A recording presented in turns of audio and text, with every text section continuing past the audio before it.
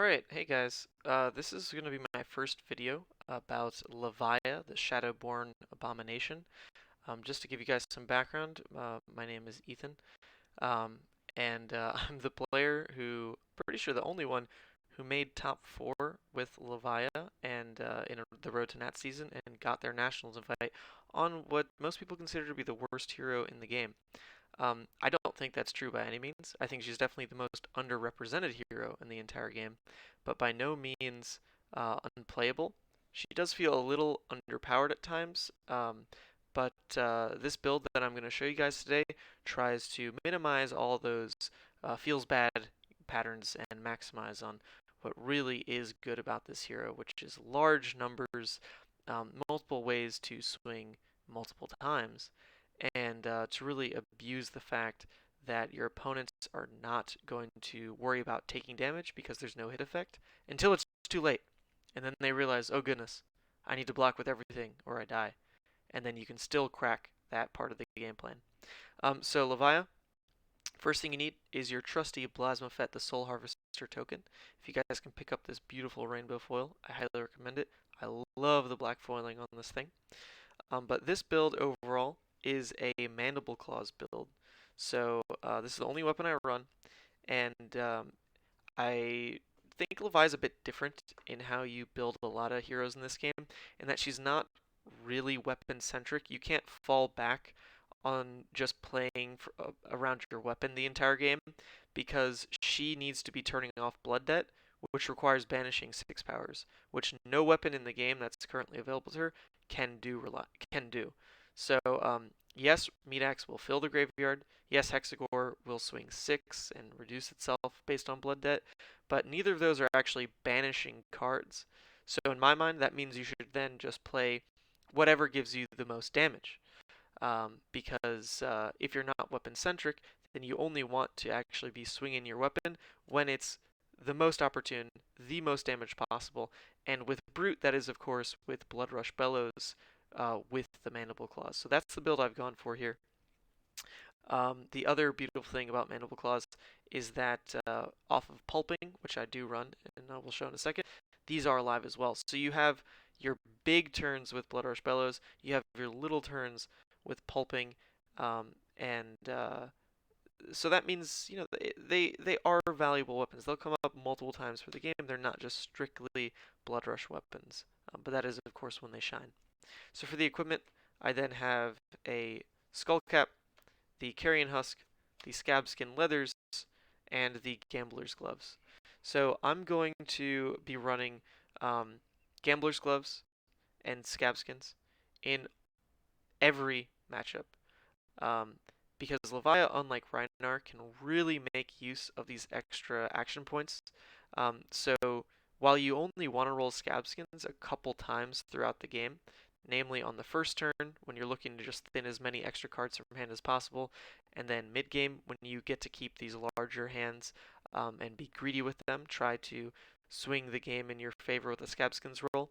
And if you roll a 1, of course, you'll have to pop Gambler's Gloves, but if you don't, then later in the game, you can take more greedy turns because you have the safety net of Gambler's Gloves.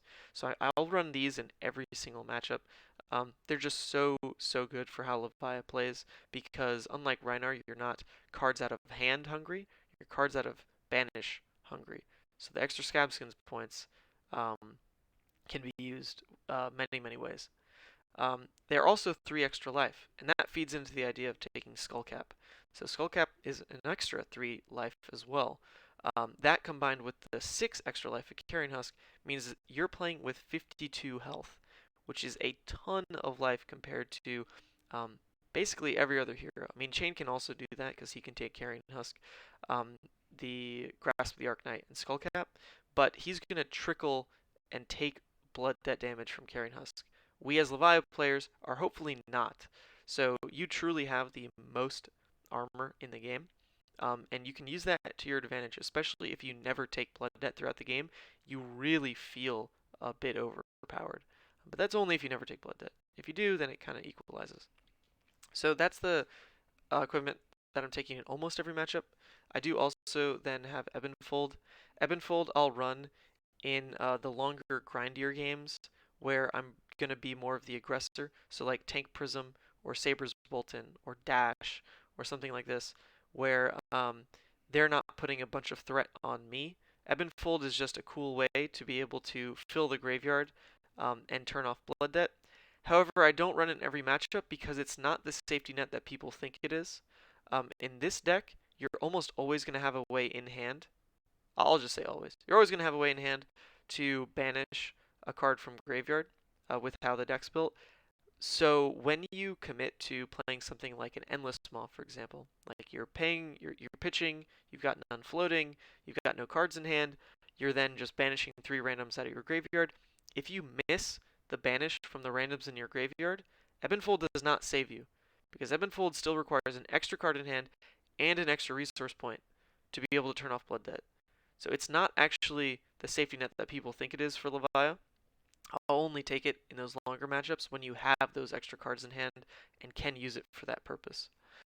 Then I've also got a Find All Spring Tunic. This is a very, very strong card in those similar like long grindy matches. So like Tank Prism or like OTK Viscerai, something like that. Where the Tunic resource just gets to this incremental value over time that Levia can really abuse. I've got another card in my sideboard, Pummel, that works really well with Tunic because you can pay for a 2-cost with a blue, and then with 1 floating and 1 resource on Tunic, you can pummel. It's very, very strong. You're going to take it versus those turtle decks, definitely versus like Saber's Bolton, OTK Viscerai, Tank Prism, Control Katsu. I wouldn't take it versus Bravo because you still need to be pretty defensive. And then I've got Nullrune Hood. Nullrune Hood is in here over Skullhorn because this at least covers like the Viscerai matchup a bit and Kano, so it covers 2 matchups in a sense, whereas Skullhorn would really only be versus Kano. So I'm just running Nullrune for now. Not a huge fan of this slot. It's pretty flex in my opinion, but yeah, because it covers 2 matchups, it might as well be worth it. I don't run this versus Chain. That's the big thing to note. Versus Chain, I'm going to take the extra 3 life from Skullcap because it doesn't require a card out of hand to do so. That matchup is pretty good for you. It can get pretty tight, though, at some instances, and the Nullrune, while it will make it so that you don't die to like a random arcane damage later in the game, you really shouldn't get to that point. If you do, you're probably losing that match because you should have more tempo than that in the Chain matchup, honestly. So don't take it versus Chain. The 3 life here is just better. So that's the equipment. So let's scoop this up. Equipment out of the way. So the next thing I want to show here is the yellows, because the yellows for Levia are pretty core to the deck, and I think they give her a lot of identity, especially in this build. I will say this is a 57 card main deck with a like kind of 3 flex slots in the sideboard. It's not entirely true. There's normally about, yeah, let's just say this is a 56 card main board with yeah, 56 card main board. I'll go ahead and move the tome. So with that in mind, I'll start off with the yellows here. So the Mark the Beast, I really like for Levia. While you don't really get to block with it because this will banish itself once the combat chain closes, this is still just a very good card for being able to turn off Blood Debt without having to banish too many things in the graveyard. It's a decent 2-card hand, being able to just pitch yellow, swing Mark the Beast for 6, which is still enough threat, and then also turning off Blood Debt is pretty good. The other big reason I like this card is because if you arsenal it at any point, that is a straight guarantee that barring any game state changes, whether you have 0 cards in graveyard, whether you draw like 0 blues, you will still have a way to turn off Blood Debt. So I really like this card sitting in Arsenal, even though it's no hit effect, it just guarantees turn off Blood Debt. But I wouldn't play it too early. Definitely try to pitch these or Arsenal for later. So the big power cards then after that would be stuff like Art of War. So Art of War is an amazing card for Levia. Unlike Chain, you don't really play the card that you're banishing with it, but the draw 2 is very strong combined with the fact that you've already turned off Blood Debt. So when you banish that 6 power and then draw 2, you don't have to worry about banishing anything from graveyard anymore. So that can open up better, well, not better, but different plays that you normally wouldn't get to do. So something like Command and Conquer, which we'll get to in a second, becomes pretty safe to play because it hasn't, um, it, because you don't have to worry about turning off Blood Debt, basically.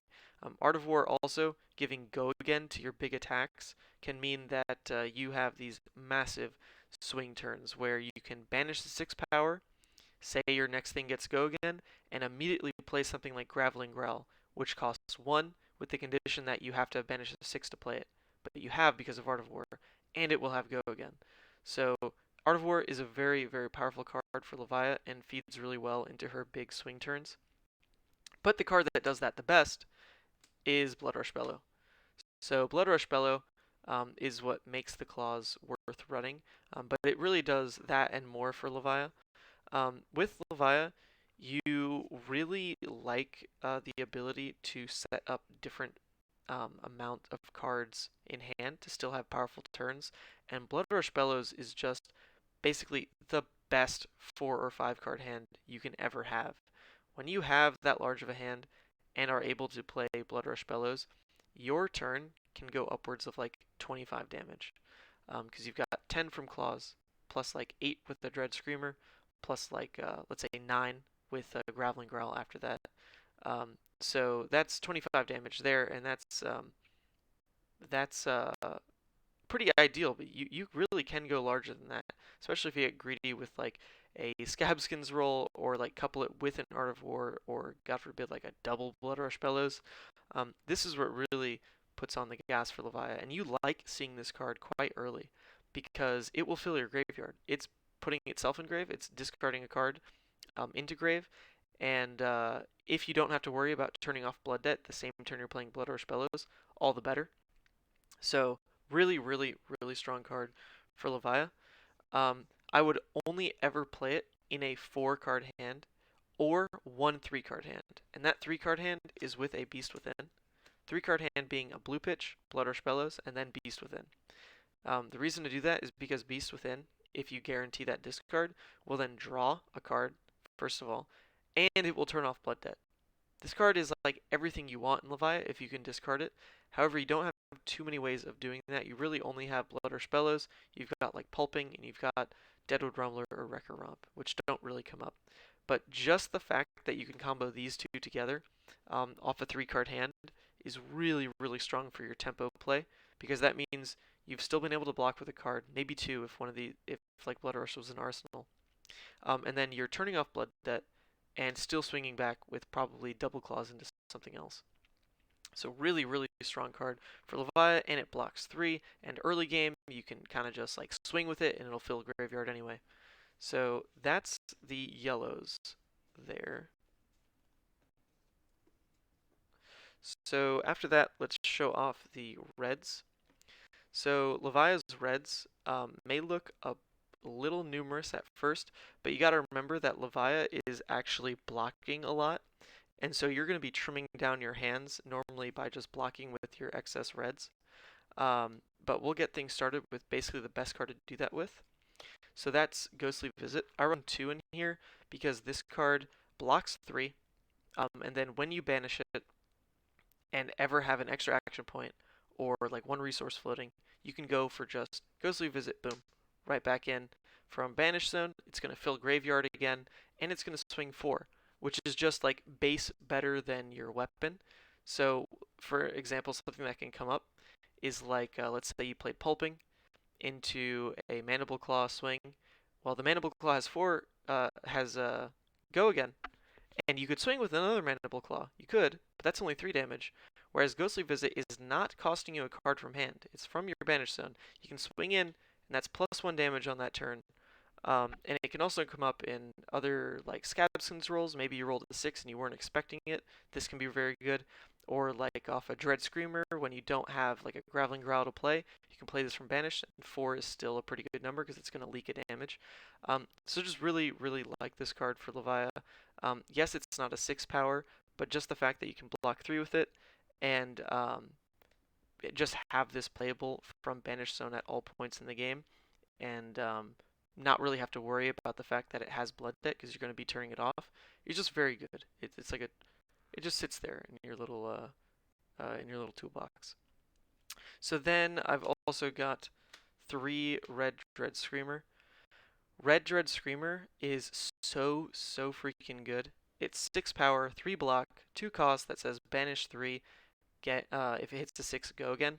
This enables so many of your larger turns. The best one being Dread Screamer, Blue Pitch, 1 floating, banish 6, this says go again, and then you can play like Graveling Growl for 7.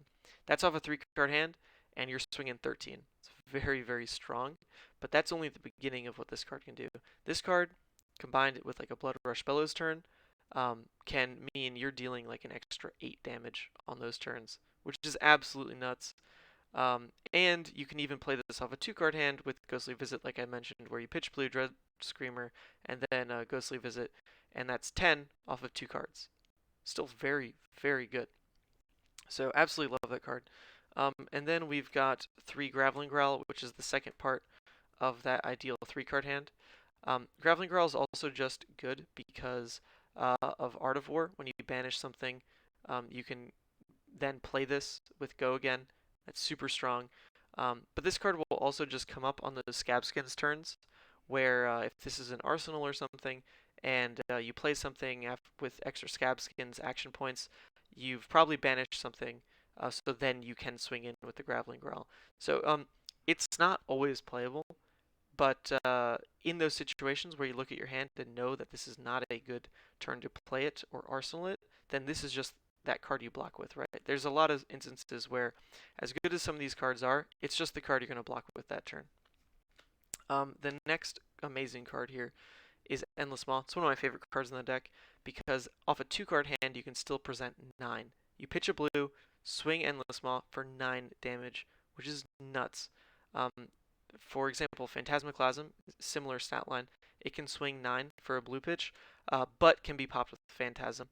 It does do the hand cycling, or hand disruption, which is a great effect, but for Levia, what the plus side you're getting here is that it's going to turn off Blood Debt on a 2-card hand and still swing 9.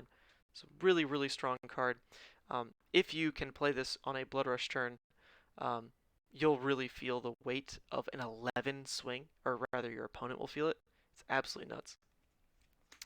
Then we've got 3 Boneyard Marauders, another very good card in the deck. It's a 1-cost 6 attack that's going to banish 3.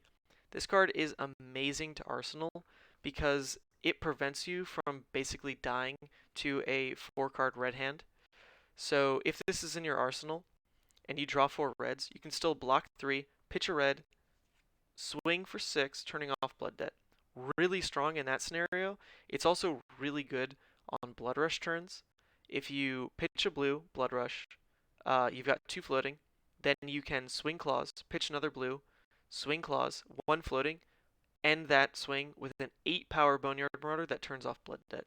Very good card. Then we've got 3 Hungering Slaughterbeast. Hungering Slaughterbeast is very mediocre. It's the card that you probably are always blocking with, because if you're going to pay 2 for one of these swings, you'd better hope it's a Dread Screamer every time.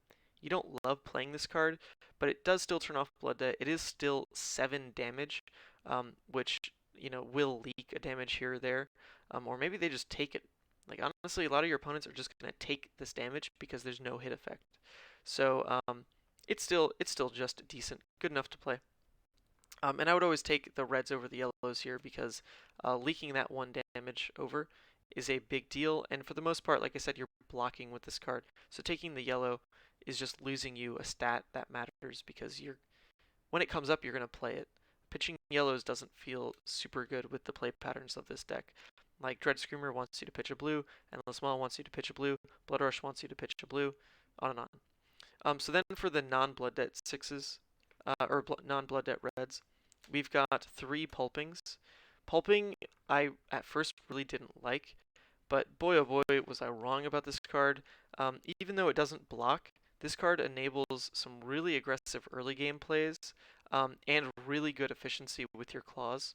So if you Pulping, pitching a blue, and then discard a 6. Or maybe you don't even discard a 6 and your opponent's just going to take the damage because there's no real hit effect.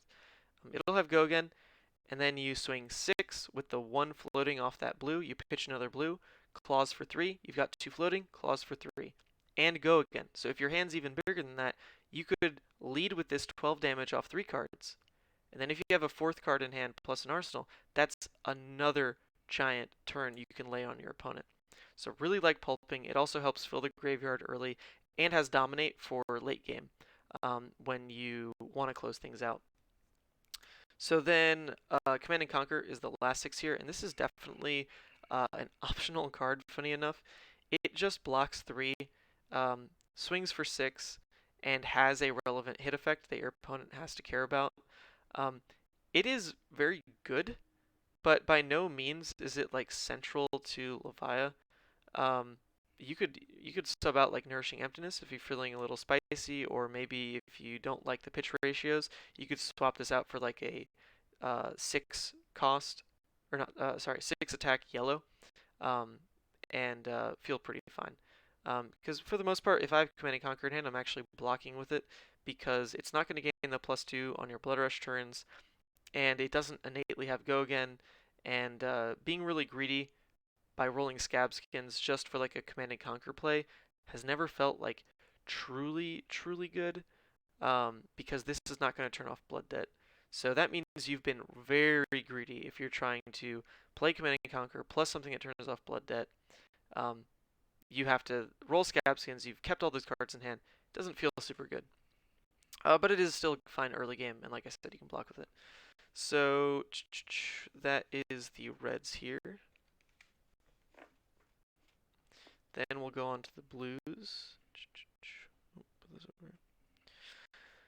So for the blues, we've got 3 Dread Screamers.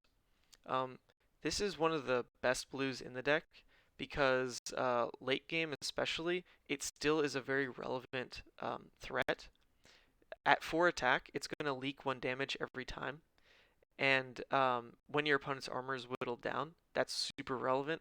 On top of that, it lets you go even wider, even though it's not that efficient. It can let you do that on stuff like Blood Rush. Maybe it comes up where you've gone Dread Screamer into something else. That's a lot of cards required and banished, but it can happen. So just for the fact that it has go again to let you go a bit wide, and is a damage number that leaks, and late game can still present 8 damage. If you pitch a blue Dread Screamer and then play a Ghostly Visit, that's 2 4 swings that both leak 1 damage. Just very efficient card to swing with, even though it's a blue. So then we've got 3 Deadwood Rumblers. So Deadwood Rumbler, amazing card. Love that Levia has access to another blue 6 power. It is playable early game because you're going to draw a discard card and you don't really care what you discard. If you discard a 6, banish something out of your opponent's banish zone so that you don't start trimming your own banish and you probably don't have Blood Debt to worry about. It doesn't block, but that's fine because a lot of this deck requires you to hold cards in hand anyway because you need to be able to turn off Blood Debt.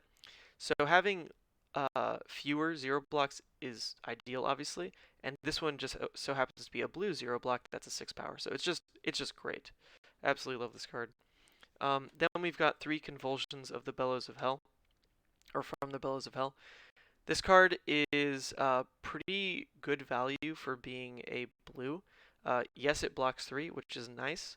And then late game, this can just close out games because it's going to banish 3 if it hits a 6 dominate. So not only does that turn off Blood Debt in and of itself and give the dominate to the next attack, the other thing it can do is off of a 2 card or 3 card hand, you can pitch a blue, play Convulsions, and then that activates the ability to play Graveling Growl. Graveling Growl coming in for 7 plus the 1 and dominate for 8. That is very strong late game. So really like this card in the deck. Obviously you're gonna pitch it most of the time or block with it most of the time, but when you play it, it's pretty good. Then we've got 3 Wrecker Romps blue. Amazing card. I wish there was more of a suite like this I could run that are 6 power, 3 blocks that are actually playable early game and fill your grave. That's a big thing you can do with Wrecker Romp is early game. Just pitch, swing with it, you're presenting 6 damage, and you filled your graveyard with 2 cards. So it's just decent. And of course, you love the fact that it is a blue 6. Then we've got 3 Reckless Swing, and this card's actually the reason I like Brute as a hero at all, like their card pool at all. Reckless Swing gives you an extra like half turn cycle to close out the game, and versus aggro decks, which is something Reiner really couldn't capitalize on, but Levia can, this is massive. Because when it's a tight game, and then your opponent's game plan um, really is just to lethal you, the fact that they have to swing in to your reckless swing on those really tight turns is amazing, because you can present, especially by running 3, up to 4 damage versus those aggro decks on their turn and kill them. Because it's not arcane damage, so they can't block it with Null Rune even if they run it, which they shouldn't versus Levia anyway. But in a tight match against an aggro deck, I would try to be greedy at some point and arsenal one of these. Because in the aggro matchup, you're probably not getting to arsenal many cards anyway, and this one is a card that you will be able to play on your opponent's turn on that extra half turn cycle. So if you can get away with arsenaling this, then your opponent is going to swing at some point, and this will lethal them at some point. Apart from that, it is just a blue pitch, but still very, very, very strong card. And then the last card here is a blue Plunder Run. This is very much a flex card. I can't quite figure out what should go here, but for now, Plunder Run's been very good in testing. It is a blue that you actually don't mind arsenaling as early as turn 1, which is pretty cool because you want more of those options. When you arsenal this, it's going to give that next attack +1, and if it hits draw a card, since most of your stuff is 6 power, the +1 attack is really relevant because 7 becomes a good breakpoint where damage leaks, and this can then, give a +1 to even something like Command and Conquer, which is nuts, and it gives that hit draw card. So what this can do is help you cycle to those more powerful cards as well. If you get the chance to just play it and swing, your opponent's probably going to let you hit and draw, and that's great for you. Gets you closer to Blood Rush, gets you closer to anything else you want to arsenal. So really like Plunder Run. Do wish it blocked 3, or if there was just like a better card that blocked 3, or if there was just another 6 power blue, I would totally run it. So that's like the core of the blues here.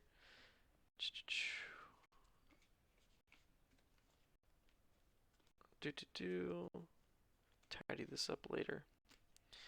Then we've got these one-ofs. So we've got Soul Harvest, Doomsday, and Eye of Ophidia as legendaries. I can't run more than one anyway. Eye of Ophidia I really like in this deck because it's just another blue pitch which helps this ratio, right? This is kind of like your playset of 3 legendaries.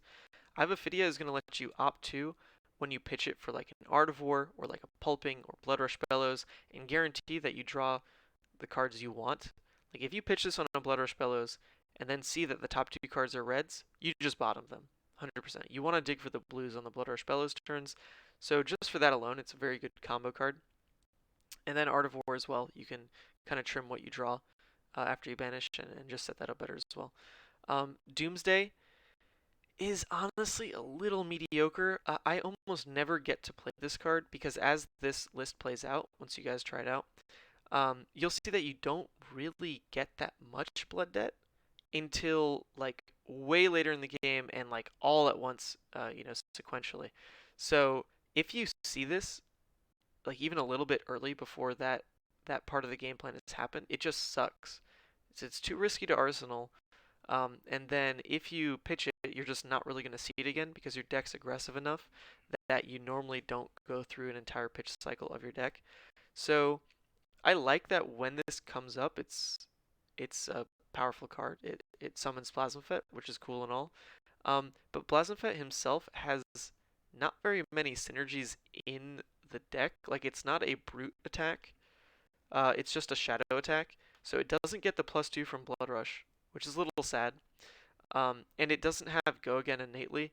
So you're gonna have to like roll scab skins once this guy's out to really get good value because of the whole game plan of like blocking 3 and then swinging plasma effect for 6, still banishing a card.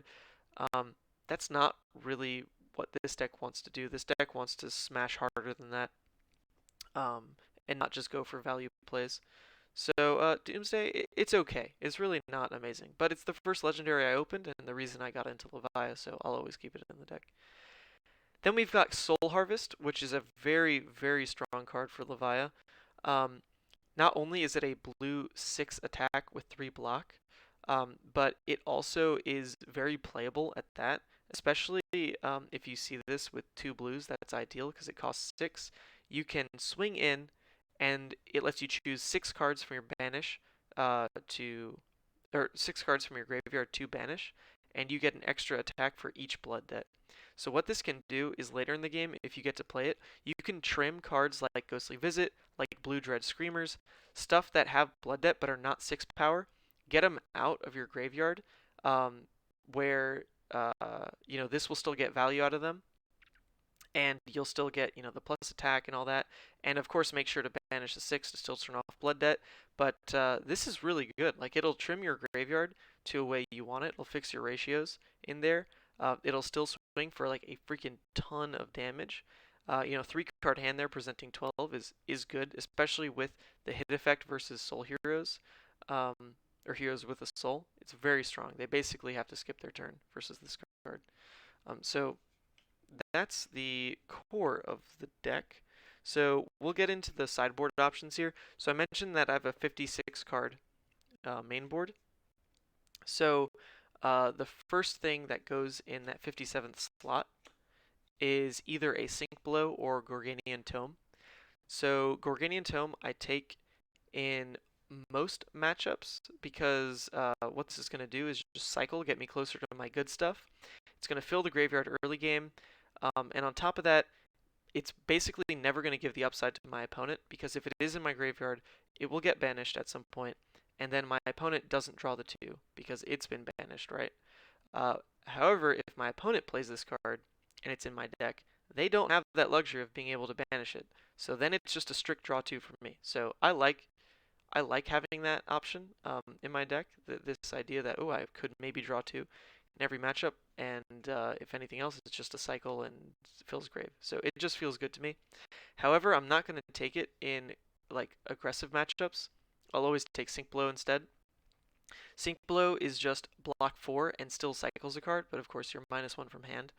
So just the extra block 4 is just far more valuable than the cycle 1 from Gorganian Tome. So I'll always take the Sink Blow over Gorganian Tome in matchups like Aggro Katsu, Raiden Bolton, or Chain.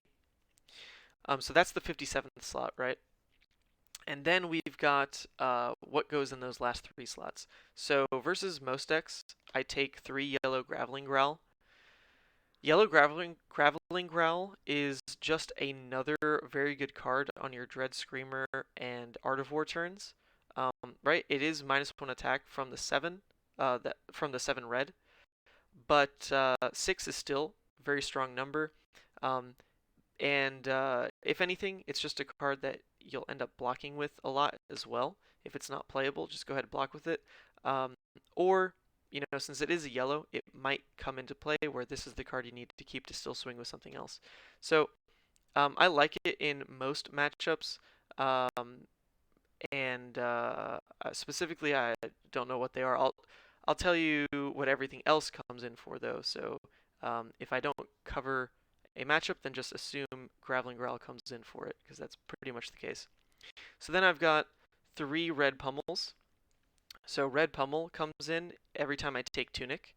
So versus those slower decks that I mentioned, like Control Katsu or Tank Prism or like Saber's Bolton, stuff that doesn't have a lot of threat, that Tunic resource is going to combine with Pummel with like the 1 floating from a blue pitch and a 2-cost attack to really crack these turtle strategies. And if you can combine this on a Command and Conquer, holy moly, does that feel backbreaking for your opponent. So very good card, but I would only ever take it when I have Tunic. Otherwise, it's just not efficient enough. Then I've got 2 Arg Smash versus Dash. Um, versus Dash, I would just take these and like 1 Yellow Graveling Growl in those last 3 slots. Arg Smash just destroys items, so versus Dash, they can't play for this like super late game Exodia strategy of getting all the items in play just because you've got a Silver Bullet card versus them and can disrupt it. Dash I've found to be a pretty easy matchup for this deck overall, and this is just like another guarantee that it goes in your favor. So I just play it safe, always take the 2. Dash is still pretty popular. So then the next set of cards here are 3 unmovable. So I take 3 unmovable specifically versus Dorinthia. Um, and really it's this card in conjunction with Husk that makes that matchup so good for you. Because especially if this is played from Arsenal, that's no reprise effect from them. And if they go crazy tall for some reason, you can still Husk, and then they do whatever they want. You can have movable on top of it, and you're blocking 13 or potentially 14. Like, that's just nuts value, and they really don't like that at all. That matchup just goes in your favor from then on out because they've dumped a ton of cards. You get to swing back with quite a bit of tempo. The more cards you tear out of a Dorinthia's hand, just the worse their deck gets. Just loses threat like crazy. So really like that matchup for this deck. And then the last thing is 2 energy potions.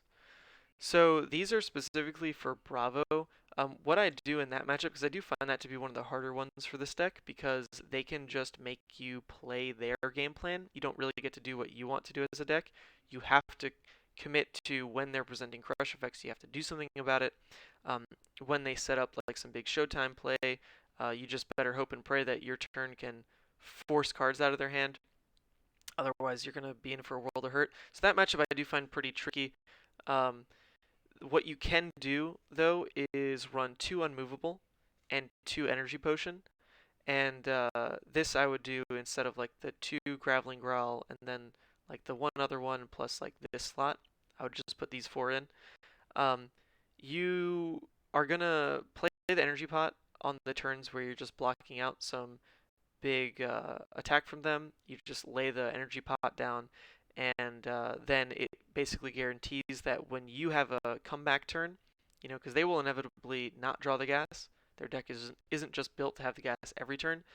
Then energy pot guarantees that your swing back turn is that much more consistent and that much stronger. So if it's like a blood rush turn and you miss the blue draws, energy potion just says doesn't matter. You're still going to swing with your Mandible Claws. You're still going to get good value. So really like this card for that. And then the unmovables help when they dominate the attacks, of course. You could also probably run the energy potions versus some of the other slower decks like Tank Prism or Control Katsu. I haven't tested that enough to make that call. I still just take the Graveling Growls and like Gorganian Tome. Or sorry, the Pummels and the Gorganian Tome. But yeah, you definitely could try it out. But with that, guys, that is the deck. I wanted to get this out there before Tales of Aria comes out, just so that you guys can see this like final iteration of Levia in the Monarch meta. She's been performing really well for me.